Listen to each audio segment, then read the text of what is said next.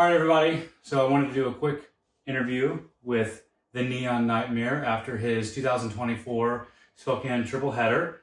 He had some really good results. I just wanted to talk with everybody out there about the first, actually all 3 days, kind of go through how you did, what you were thinking, and how you stressed your mom and dad out the entire time. So night one, they prepped the track a little bit differently. How would you describe night one's track prep? I would describe it like it felt like just like a normal cushion track. A normal cushion track? Okay. What I would say to me, because I didn't race night one, it looked to me like it was a little like hard packed. I mean, it definitely had cushion tendencies, but did you think that it felt a little bit harder than normal? Corner 4 and 3, I couldn't really get the drive out of corner 4. For those of you that don't know, corners 3 and 4 are completely different than corners 1 and 2. Yeah. That's because like we talked about, the sun beats down on 1 and 2 and just dries it out. So you just got to survive 1 and 2. So what classes did you run for the whole entire triple header? I rode 65 and 85. 65 and 85. Okay, awesome. All right, so like we talked about on night one, a little bit funky. It was kind of cool. It threw everybody a wild card. They said they were going to prep it different all 3 nights, and they definitely did. How did you do on night one, and how were your results? I did very good. It was a really good result. I got second. Mm-hmm. Carson Lyons won. Brody Warblow second. Brody got third. Okay, awesome. So going into night 2, that was the big old TT, and I think you've done 1 TT on your new Cobra, but going into it, were you a little nervous or anything? No, I wasn't really nervous, but I wasn't really like 100%. Yeah. But I'm gonna say this: you did get big help from Coach Corey Texter, didn't you? So he gave you some top secret racecraft setup and stuff, and we won't say what that is. We'll keep that in our back pocket. But how did that help you kind of on the track? Where at on the track would I say that advice that Corey gave you helped the most? Coming out of the corner, going up the jump. Okay, so for those of you that don't know, we have a sweeping right-hander that goes right into a jump, and so on that infield right there, you felt like you were able to hold that and hit the jump a little bit more. Awesome. All right, so then what did you finish the race orders for 65 and 85? Second. And who was first? Carson Lyons. Who was second? Brody. No, who was second? You, obviously, right? Well, who got third? Brody Warblow. Boom, deja vu, night 2. All right, but moving into the Saturday, night 3. Now that was my favorite, not just because I raced, but that was my favorite, how they prepped the track. If you were to tell someone watching, what's one way that you would describe Saturday night's track prep? It was a deep cushion. Deep, it was a lot of fun. It was really, I wouldn't say it's super hot out right now, would you? No, yeah, so it's pretty kind of overcast too, so track was awesome.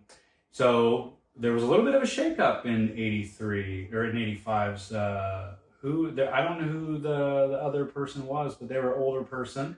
Yeah, but I know that the last person's name was Anderson. They were giving some fits to everyone out there. I know that you and Brody and Carson Stevens had to kind of work and battle around some of the 85s. And this was the race that I was alluding to earlier, where you stressed your mom and dad out a lot. Tank slapping. Well, you're tank slapping, but then also some of your passes. You were hungry. I don't know if you were literally hungry or what, but I like the aggression and the determination to take over your spots. Kind of walk me through what, because you know exactly what kind of passes I'm talking about. I was trying to get around the big 85.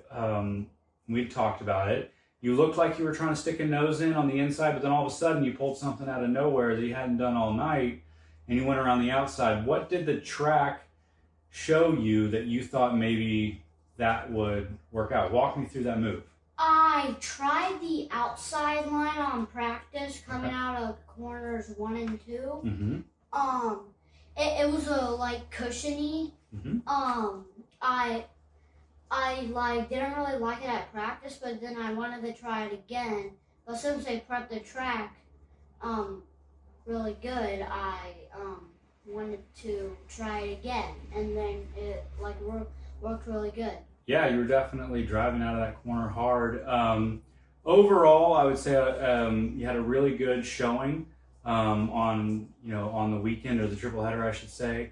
Your starts, they were was kind of cool. You actually, because of just random draws with the heats, sometimes you were able to start up top and down low. You found some success in a different spot than normal.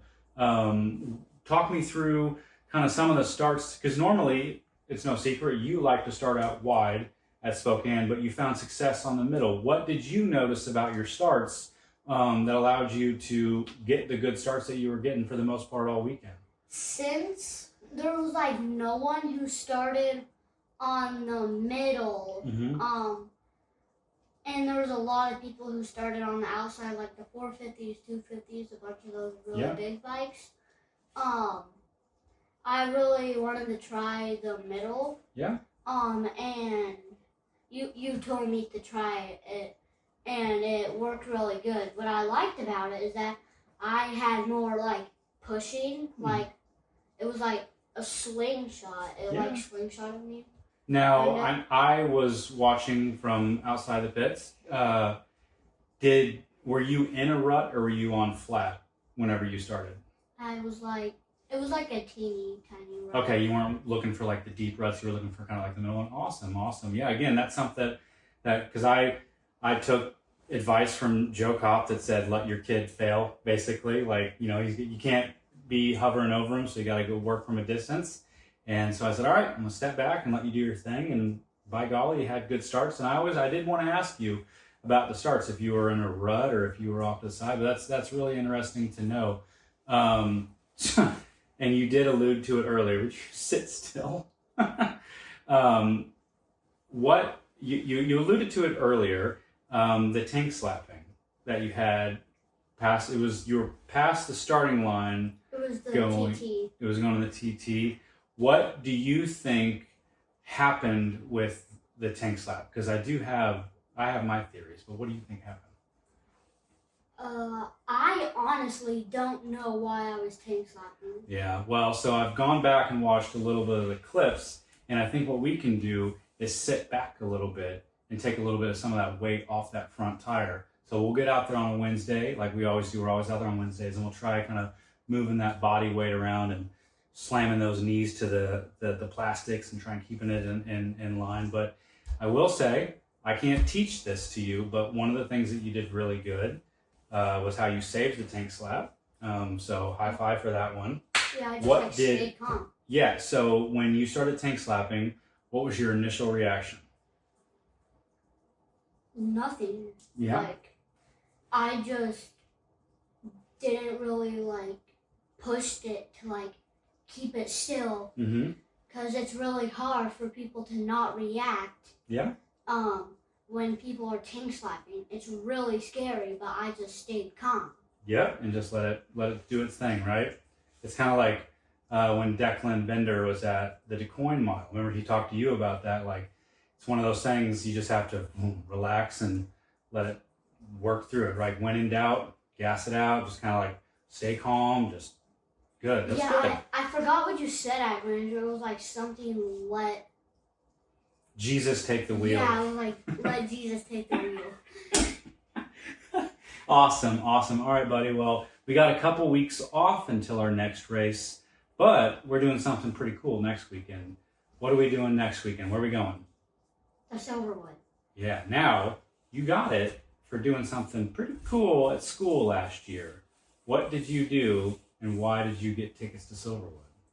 I read all my books. I did good at reading. Yeah. And my teacher, Mrs. Bradstreet, gave us tickets to go to Silverwood. Yep. And we are taking the weekend off. No motorcycles this week, and we're going to go be a kid, yeah? Awesome, buddy. Good interview.